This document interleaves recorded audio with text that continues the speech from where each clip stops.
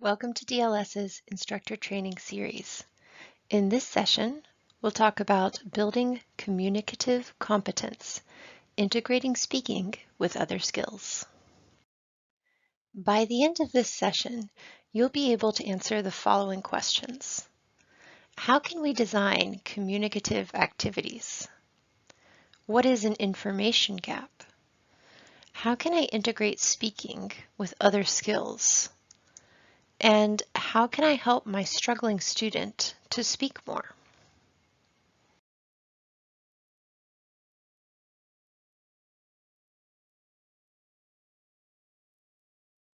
Let's start by reviewing a few common points for designing speaking activities. First, topics should be relevant to learners. An information gap can be very helpful in promoting real communication. Warm-up and preparation time are essential for students. And error correction should be delayed, given at the end of the activity.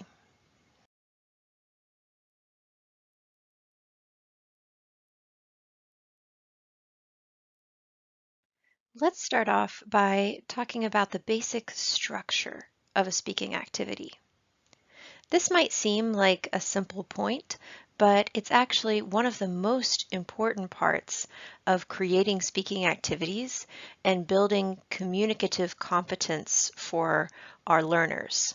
So structuring a speaking activity in an effective way is what really helps students improve their performance. And as we know, improved performance leads to proficiency. So what is the basic structure of a speaking activity? Well, first we start off with a warm-up. And a warm-up is a simple, informal chat, maybe 3 minutes, maybe 5 minutes, depending on the student's level. And it just introduces the topic and gets students started to think about what's coming up. So just a simple few questions that the student talks about with their instructor in the target language or with other students in the target language if it's a group class. Then we go into a preparation stage. And this is something that the student might do independently.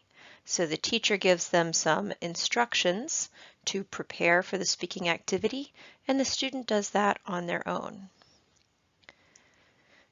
The third part is the production activity.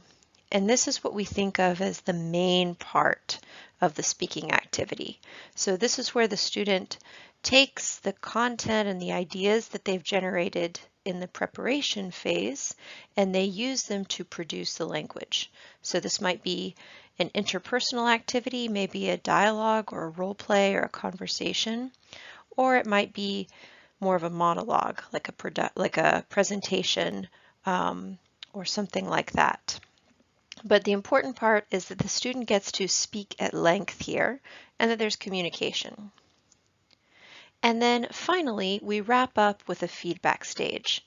And this is where the instructor might give some delayed corrective feedback and might ask the student to reflect on their speaking.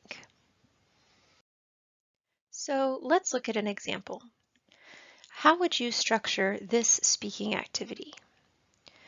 So the speaking activity is choose a neighborhood you want to live in a target region city. Give reasons why you chose this neighborhood.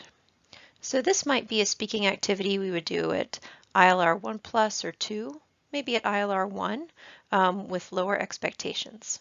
So this would be, the example here is given for a Russian student. This is a picture of Moscow. And we can imagine that this speaking activity would be done in a unit where the teacher and the student have been working on describing cities. So the student would already have some content and some vocabulary that they've been working on, and this speaking activity would fit into that. So how would we structure this? Let's look. So let's start with a warm-up activity. So a great question would be an open-ended question: what makes a neighborhood a good place to live? And the student and teacher can talk about this for a few minutes in the target language. Then the teacher can ask the student to make a concept map showing what's important for them. So here's an example of what a concept map might look like. And of course, the student might have different categories here, but the teacher could give them some ideas and they could create this independently and then share it with their instructor. Once the student is warmed up, it's time for the preparation stage. There are lots of different ways to do preparation, but here the teacher has decided to do a reading. So she'll give the student short descriptions of 3 different neighborhoods in Moscow. Here you can see a picture of one. This is Presnensky, which is a popular residential neighborhood. And she asked the student to read each description and make notes about what they like and dislike for each one. And the student here has a graphic organizer that they can use. So the student will do this preparation independently on their own. Once the student has warmed up and has had preparation, it's time for the production.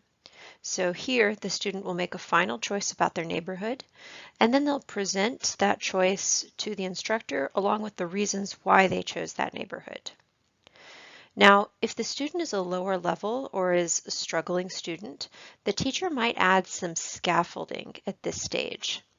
And that could be some sentence frames given in the target language that the student can use to structure their response. So it might say, oh, I chose Presnensky because it has a lot of green areas. Green areas are important for me, etc., etc. If it's a higher level student or a strong student, the teacher wouldn't need to provide this scaffolding, but it can be really helpful for lower levels. And then, of course, we wrap up with a feedback stage. So here, the teacher will write down the errors that she's noticed during the production, and she'll ask the student to self-correct. The teacher might also ask the student to reflect on what was easy or difficult about the speaking and what they think went well. Let's look at another example. How would you structure this speaking activity? A role play between a vendor and a customer at Usaquén Market in Bogota. Of course, you'd start off with a warm-up. So here, the instructor might start a conversation in the target language, just asking the student, have you ever been to an outdoor market? What can you buy there? Do you like outdoor markets? What have you bought there? And of course, this speaking activity should come within a unit that the teacher and student are doing on shopping. So the student will have lots of vocabulary about clothing or items that they might buy. So the teacher and student will have this discussion in the target language. Once the student is warmed up, the teacher will give them a preparation task. So the teacher will ask the student to complete this graphic organizer or table with examples of what you can buy at a market. So the student will do this on their own, and these are things that they can brainstorm independently, or the teacher might provide them with pictures showing different things you can get at outdoor markets in Colombia. Here's an example of what this graphic organizer might look like once it's filled out by the student. So once the student is warmed up and has prepared, then it's time for the role play. So here the instructor gives instructions telling the student to think about 3 or 4 or 5 different family members and buy items for each person. And the instructor also tells the student to ask about the items, so the history of the items or what they're used for or what they're made of, so that they can tell their family. And then giving the extra instruction to be prepared to negotiate over the price. So the teacher gives these specific instructions here so that this speaking activity will generate more production from the student. So giving specific expectations so that this activity will take a bit longer and the student will have an opportunity to generate more language. And then of course the final step is error correction and reflection about what went well or what could be better. So you might be wondering, what are the benefits of structuring speaking activities in this way? Why not just start with the production activity? Well, starting with a warm-up and a preparation stage allows the student to build up to the production stage. So the production activity is probably the most difficult of these activities. And when we put easier activities first, it allows the student to warm up and build up so that they're ready when that production activity comes. Another benefit is that the warm-up and preparation stages help the student generate both ideas and vocabulary. So ideas are when the student thinks about what they're going to say. So if they think, oh, what do I want in a neighborhood? What makes a neighborhood a good place to live for me? Then they get a chance to think of their own ideas before they're in the speaking activity. And so when they get there, they've already thought of many things they want to say. And then of course it also helps generate vocabulary. And a third benefit is that this usually helps extend speaking activities. So sometimes we might get into a speaking activity with a student and it might finish very quickly. And in that case, the student probably hasn't had enough preparation. They haven't had a chance to generate enough ideas or vocabulary to help them with their speaking.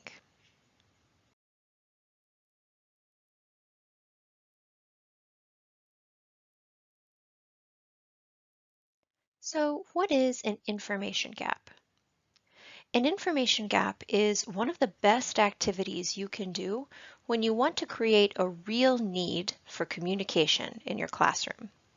So, an information gap is simply when two speaking partners, it can be two students or an instructor and a student, have partial information or different information, and they must interact to complete the task.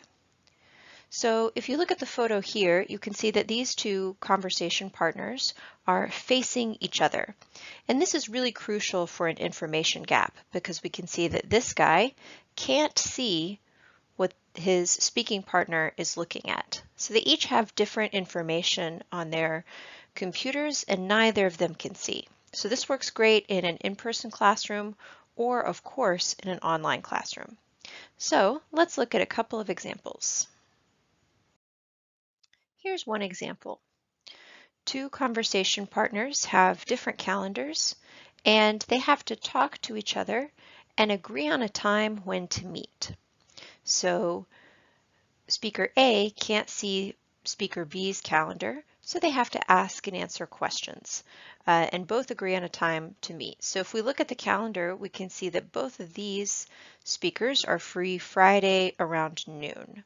So they would have to ask and answer questions until they both find that this is the time that they're free. Now, of course, this activity would take place when you're doing a unit, maybe on daily routines, or it might be in a unit on future forms. And when you come to this speaking activity, of course, you would structure it just as you would a regular speaking activity. So you'd have a warm-up where you maybe get the student talking using future forms in some way. Then you would have a preparation stage. You'd let the student think about what they're doing next week, maybe make a concept map. And then you could give the student a partially filled calendar and have them create additional activities, making sure that they keep their free spots free. Then they're finally ready for the production stage, and that's when they ask and answer questions with their speaking partner.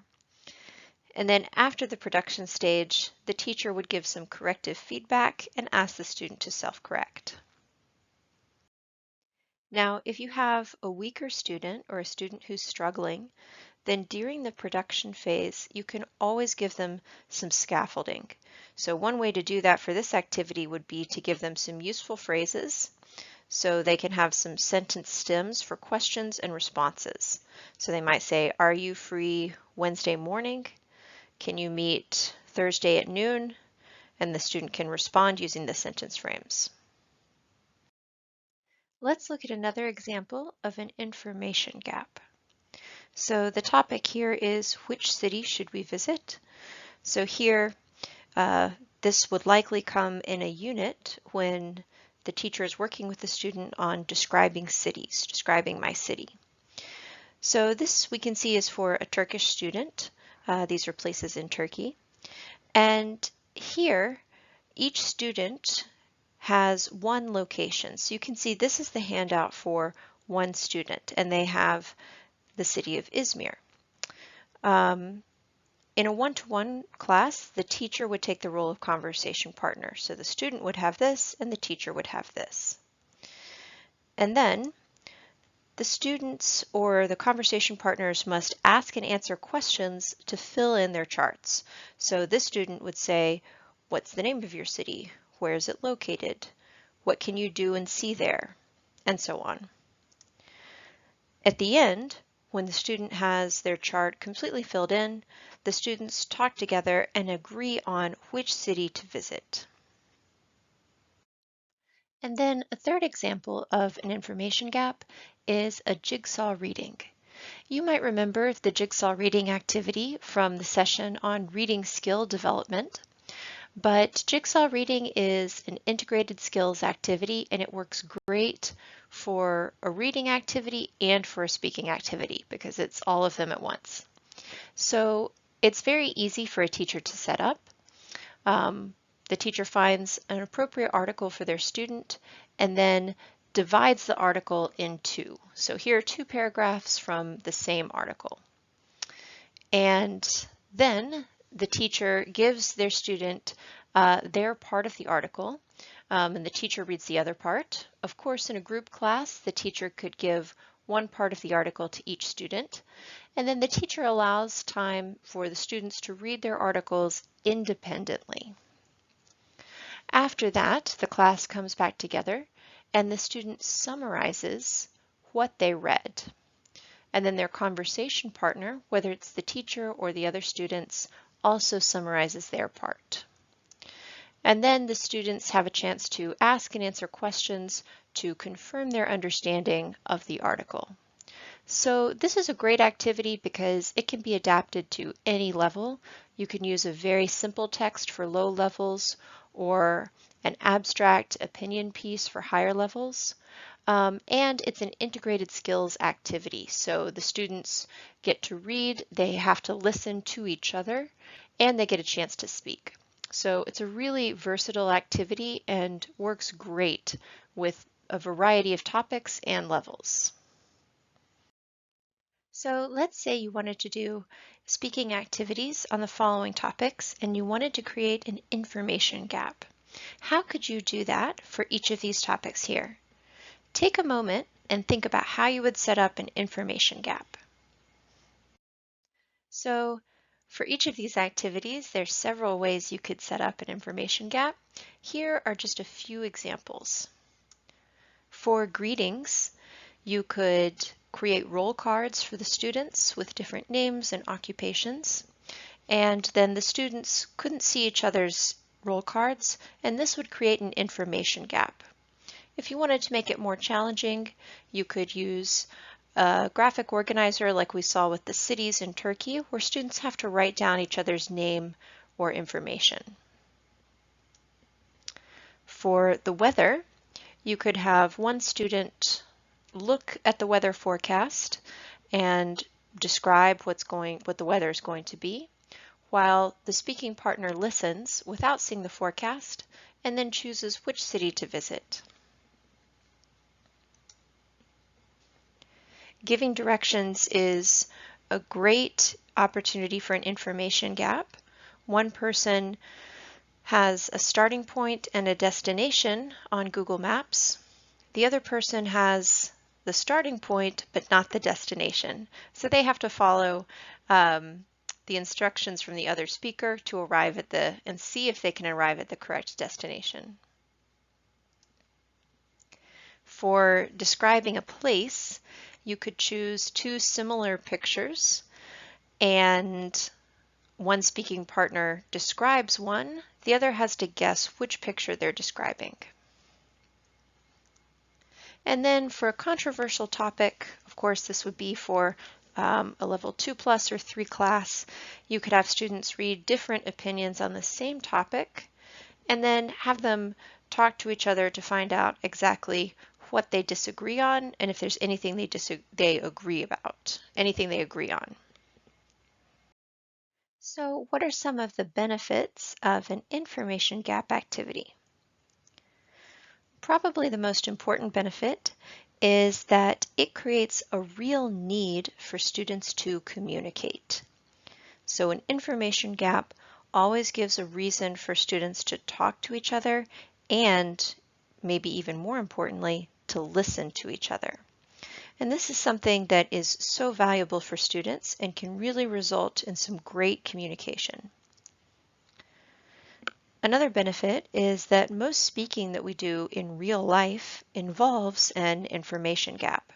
So if we're asking for information, it's usually information that we don't know. And then a third benefit is that this is a great chance for students to work on their question asking skills. Often in the classroom, students spend a lot of time answering questions, but they don't always get enough of an opportunity to work on asking questions.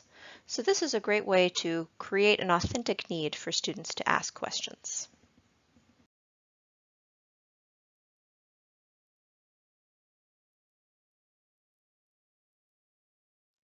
What is an integrated skills project? As the name suggests, these projects integrate speaking, listening, and reading. So they pull the 3 skills in together. Now, the speaking activities we've looked at in the previous sections would usually take maybe 1 hour of class time, depending on the student's level. But an integrated skills project would probably take place over 3 or 4 hours, and the teacher might divide that over 2 days. Because for these projects, the students will complete 3 or 4 activities. So this is a bigger project than just one speaking activity. And these projects are usually based on a central topic or a question that's often related to the target region or the target region culture. So let's start with an example from Chinese. Here, the central question is, why is traditional Chinese medicine important? Of course, we'd start off with a warm-up, asking the student, what do you know about traditional Chinese medicine? And list some traditional remedies that you know. Then, we would have the student watch a YouTube clip about traditional Chinese medicine, and they would complete some comprehension exercises. After that, the student might research and present 3 popular traditional remedies. So the research could be done at home or as semi-autonomous time, and then the presentation would be done in class. And finally, the teacher might create a role play between a Chinese doctor and a person who is sick. So the person describes their illness and the doctor recommends traditional remedies. So as you can see, the benefit of this is that the student is going to be working with the same vocabulary and the same information, but it's going to be presented to them in different ways. So they'll be able to listen and watch with a YouTube clip.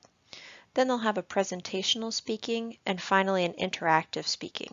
So especially if this is done over 2 days, the student will really have some great opportunities for kind of natural repetition. As we know, it can be hard to get that in a one-to-one class, so this is a great way to achieve that for our students. Let's look at another example from Spanish. So let's imagine the activity from earlier in this presentation where the students have a role play between a vendor, and let's put that into the context of an integrated skills project. So the central question could be, how are outdoor markets important in Colombia? We could have the same warm-up as originally. So what can you get in an outdoor market? Have you ever been to one? Do you like them? Etc. Then the students could read an article about Usaquén Market. and complete a comprehension exercise. Then they would give a presentation on Colombian crafts and special items. So they might include the history of these crafts and their importance in local or indigenous culture and economies. And then finally, they would have the role play at Usakin Market to buy gifts for their family. Let's have one final example of an integrated skills project for Turkish. So again, let's take the information gap that we saw in a previous section and imagine how that might work in an integrated skills project. So our central question could be, what can I learn from traveling? The warm-up, of course, might be something like, what makes a good vacation? What do you like to do or see on vacation? Then the student could read an article about a travel destination in Turkey. And the teacher might read a different article. If there are other students, they would each read a different article. And this sets them up for the information gap. So this would be exactly what we saw in a previous section, where the students ask and answer questions to find out information about different destinations in Turkey. Then, in this project, the final piece could be the presentation. So students might plan and present a trip to their destination of choice. And in the presentation, they could explain how this trip will enrich their understanding of Turkish history and culture. So what are the benefits of integrated skills projects? One is that it allows for recycling of content and vocabulary. So as we mentioned earlier, that can be really hard to get in a one-to-one class. So this way allows you to do lots of different activities in different modalities with the same vocabulary and the same content. And this is great for really reinforcing and helping the student to learn. Another great benefit is that it allows you to present the same information in different ways. So of course, some students might, work better with listening or with speaking. Here they get a chance to try all three with the same content and same information.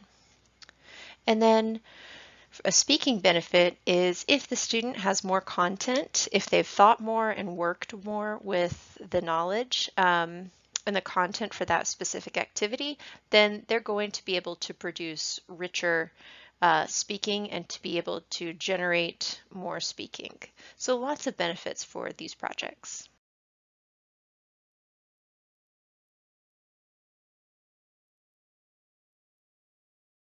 So to wrap up, let's take a look at the advice we can give to these teachers, which you saw in the pre-work. So we see from Matteo that every speaking activity he does with his student finishes really quickly. So some advice for Matteo would be to give his student more preparation activities and really getting them warmed up and giving them a nice preparation activity is likely to help them to speak more. For Ajda, we can see that this student doesn't like acting and thinks some of the role plays are boring. So what she might do is try out an integrated skills topic, integrated skills project, maybe on a cultural topic. So maybe trying to find out what her student is interested in and designing a project around that. And then for Eylem, her student gets frustrated when he forgets vocabulary or makes mistakes. So she could try really focusing on warm-up and preparation activities. These will give the student a lot more vocabulary, which means that they're hopefully likely to get less frustrated. And she can also give the student some scaffolding in the form of sentence starters during the production activity. And then an integrated skills project as well would work for her because it would allow the student to have lots of recycling with the same vocabulary, so they'd be less likely to forget it. What other advice would you give these teachers? So great work!